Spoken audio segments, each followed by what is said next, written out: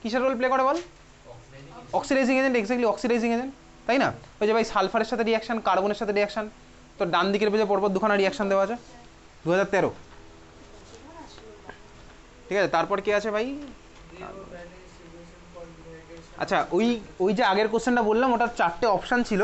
আচ্ছা তোর ওইটা অপশান দেওয়া, 4টে অপশানের মধ্যে আমার কী কী অপশান দেওয়া আছে শোন। অপশানগুলো দেওয়া আছে হচ্ছে non volatile acid, oxidising agent, dehydrating agent আর নান অফ দ্য অ্যাবভ। কোনটা হবে? নান অফ দ্য অ্যাবভ, তার কারণ ওটা অক্সিডাইজিং এজেন্ট ছিল। এখানে তো আমার হ্যাঁ দিয়েছে, অক্সিডাইজিং এজেন্ট দিয়েছে, তাহলে অক্সিডাইজিং এজেন্ট হবে। যাই ওটা আমি বুঝেছি ভাই। চল তারপরে কি আছে কোশ্চেন বল।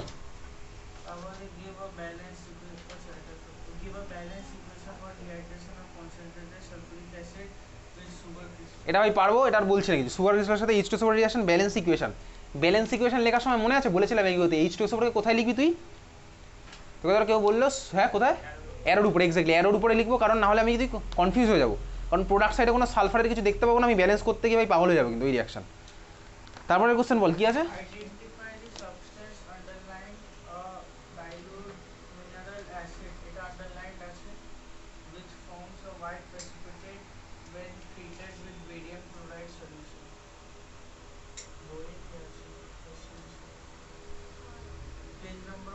আচ্ছা তোকে বলেছে কি ভাই, বেসিক্যালি বলেছে হচ্ছে আইডেন্টিফাই দ্য ফলোইং সাবস্টেন্স, লিখতে হবে না, চাপের কিচ্ছু নেই। তোকে বলেছে আর ডাইলিউট মিনারেল অ্যাসিড, এটা নিচে আন্ডারলাইন করা, আর dilute mineral acid which forms a white precipitate when treated with barium chloride solution. Barium chloride সলিউশনের সাথে ভাই হোয়াইট প্রেসিপিটেট কে ফর্ম করে? বেরিয়াম ক্লোরাইড সলিউশনের সাথে হোয়াইট প্রেসিপিটেট আমার কে ফর্ম করে? H2SO4 ফর্ম করতে পারে। H2SO4 করে তো, H2SO4ই করে।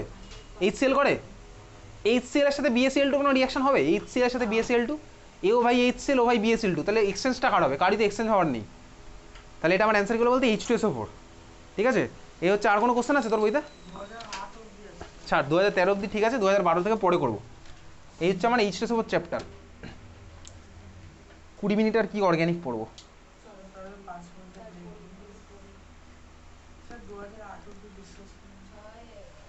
2008 অবধি পরে করবো, অত পুরোনো তুই চাইলে বাড়িতে করতে পারিস, যেগুলো ডাউট আছে আমাকে জিজ্ঞেস করবি, ঠিক আছে?